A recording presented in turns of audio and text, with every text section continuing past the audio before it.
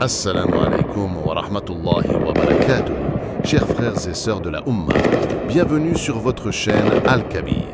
Aujourd'hui, nous plongeons au cœur d'une actualité brûlante qui, bien plus qu'un simple fait militaire, redessine les contours du pouvoir, de la peur et de la résistance au Moyen-Orient. Alors que la région est une poudrière, un événement précis a fait trembler les chancelleries et les états-majors. L'Iran a confirmé la réussite des tests de sa nouvelle génération de missiles balistiques, le Sedjil 2.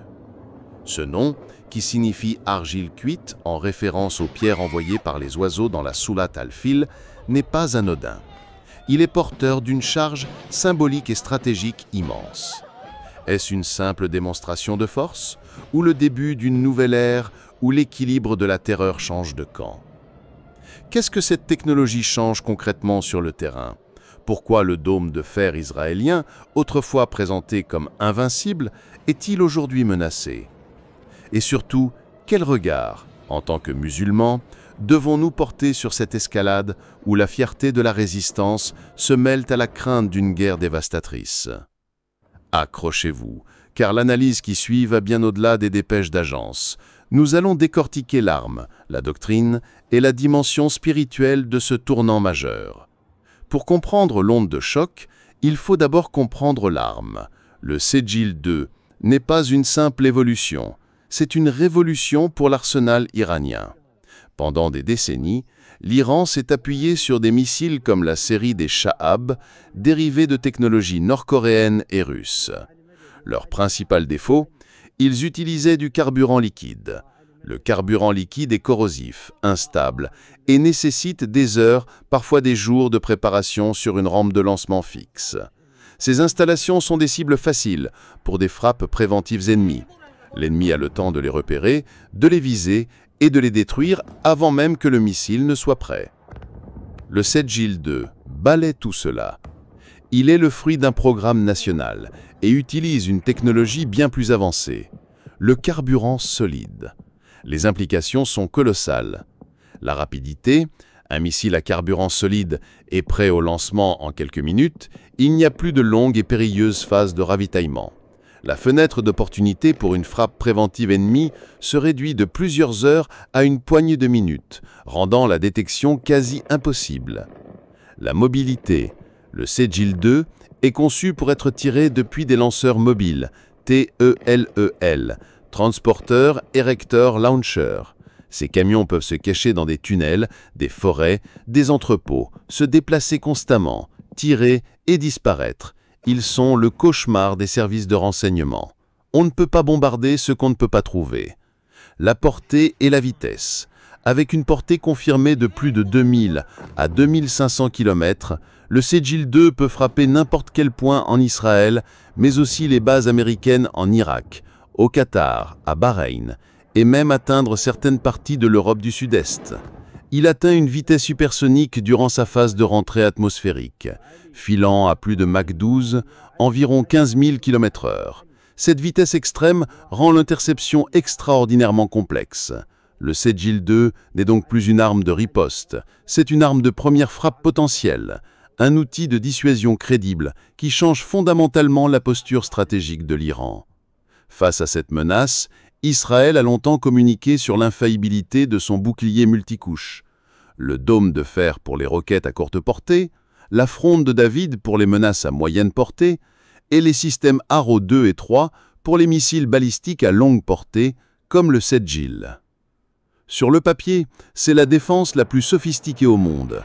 Mais les stratèges iraniens ne cherchent pas à livrer un duel un contre un. Leur doctrine repose sur un concept simple et terrifiant. La saturation. Imaginez non pas un, mais des dizaines, voire une centaine de missiles Sedjil 2 tirés simultanément ou en vagues rapprochées, non seulement de l'Iran, mais coordonnés avec des milliers de roquettes du Hezbollah au Liban et d'autres projectiles depuis la Syrie ou le Yémen. Le système Arrow peut-il intercepter un Sedjil 2? Probablement. Peut-il en intercepter 50 en même temps, tandis que le dôme de fer est déjà submergé par des milliers de menaces moins rapides? C'est là que réside toute la question. Chaque intercepteur Arrow coûte plusieurs millions de dollars. Chaque missile offensif iranien coûte une fraction de ce prix. C'est une guerre d'usure économique et mathématique. À un certain point, le bouclier est débordé. C'est une certitude statistique. Les tests récents du Sedgil-2 n'étaient pas des simples essais techniques. Ils étaient des répétitions pour synchroniser des lancements multiples, pour tester la communication entre différentes unités, pour simuler précisément ce scénario de saturation. Le message envoyé à Tel Aviv est brutal. Votre bouclier est une illusion de sécurité. Nous avons les moyens de le percer. L'impact du Sedgil-2 dépasse largement le cadre du conflit israélo-iranien. Il bouleverse toute la géopolitique régionale. L'axe de la résistance. Pour le Hezbollah au Liban, les Houthis au Yémen ou les milices pro-iraniennes en Irak et en Syrie, le Sedgil-2 est un parapluie stratégique. Il signifie que toute attaque majeure d'Israël ou des États-Unis contre l'un d'eux pourrait provoquer une riposte directe et dévastatrice depuis l'Iran. Cela leur donne une plus grande marge de manœuvre et renforce leur posture. Le dilemme des monarchies du Golfe. Des pays comme les Émirats arabes unis ou Bahreïn, qui ont signé les accords d'Abraham pour normaliser leurs relations avec Israël, se retrouvent dans une position intenable. Leur capitale, leurs infrastructures pétrolières et leurs centres financiers sont à portée de tir. En s'alliant à Israël, ils deviennent des cibles potentielles dans un conflit régional. Le Sedgil-2 les force à une prudence extrême et complique leur alignement stratégique avec l'Occident. Le calcul américain. Pour les États-Unis, la donne a changé. L'option d'une frappe militaire contre les installations nucléaires iraniennes déjà risquées devient un scénario catastrophe. Une telle attaque déclencherait probablement des salves de Sedgil-2, non seulement sur Israël, mais aussi sur toutes les bases et les flottes américaines dans la région, de la 5e flotte à Bahreïn à la base d'Al-Udeid au Qatar. Le coût humain et matériel d'une telle guerre est devenu potentiellement inacceptable, même pour la première puissance mondiale. Ce missile n'est donc pas qu'une arme. C'est un outil diplomatique, un levier de négociation et un puissant facteur de dissuasion qui contraint tous les acteurs à revoir leurs plans. Face à ce tableau, le cœur du croyant est tiraillé. D'un côté, une fierté indéniable, voir une nation musulmane, assiégée par des décennies de sanctions, développer par elle-même une technologie capable de tenir tête à des puissances qui occupent, humilient et oppriment les Palestiniens depuis si longtemps, il y a là quelque chose qui résonne avec l'injonction coranique de la sourate El-Enfal, verset 60, « Et préparez, pour lutter contre eux, tout ce que vous pouvez comme force et comme cavalerie équipée, afin d'effrayer l'ennemi d'Allah et le vôtre. » Le concept de Quwwa, la force, et de dissuasion, Irhab el-Adou, effrayer l'ennemi, est un principe stratégique islamique. La faiblesse invite à l'agression. La force impose le respect et protège la communauté. De ce point de vue, le Sedgil-2 peut être vu comme l'accomplissement de ce devoir de se préparer et de se défendre. Mais l'islam, dans sa sagesse infinie, pose immédiatement des garde-fous. La force n'est jamais une fin en soi. C'est un outil qui doit être manié avec une éthique de fer. La puissance, si elle n'est pas contenue par la justice, el-adl, et la crainte de Dieu, el-taqwa, devient tyrannie. Chaque missile lancé porte en lui le risque de tuer des innocents. Or, le Coran est catégorique dans la sourate El-Maïda, verset 32, « Quiconque tue une âme non coupable d'un meurtre ou d'une corruption sur la terre, c'est comme s'il avait tué tous les hommes. » Cette parole sacrée s'applique à tous. Le sang d'un civil, quelle que soit sa nationalité ou sa religion, est inviolable. C'est là que réside le véritable test pour toute nation qui prétend agir au nom de la justice. La fin, aussi noble soit-elle, la libération de la Palestine, ne justifie jamais des moyens qui violent les principes fondamentaux de notre foi. La retenue, la maîtrise de soi, comme nous l'a enseigné le prophète sallallahu alayhi wa sallam, en disant que le fort est celui qui maîtrise sa colère, devient alors la plus grande des forces. Le défi n'est pas de savoir appuyer sur le bouton, mais de savoir quand ne pas le faire. Frères et sœurs, le missile Sedgil-2 est un symptôme. Le symptôme d'un ordre mondial injuste, où le droit international ne s'applique qu'aux faibles. Le symptôme d'une Oumma divisée, qui a laissé la question de la Palestine s'envenimer pendant des décennies. Aujourd'hui, l'Iran, avec ses propres ambitions et son propre agenda, se pose en champion de cette cause.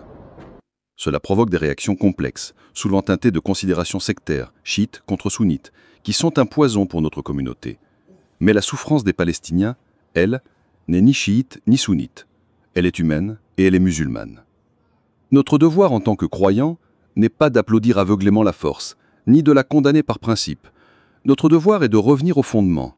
Et le fondement suprême est la justice. Le Coran nous offre la boussole parfaite dans la sourate El-Maïda, verset 8. « Ô les croyants, soyez stricts dans vos devoirs envers Allah et soyez des témoins équitables. Et que la haine pour un peuple ne vous incite pas à être injuste. Soyez équitables, cela est plus proche de la piété. Que la haine pour l'oppresseur ne nous fasse pas devenir nous-mêmes injustes. Voilà le défi. Le Moyen-Orient est un carrefour.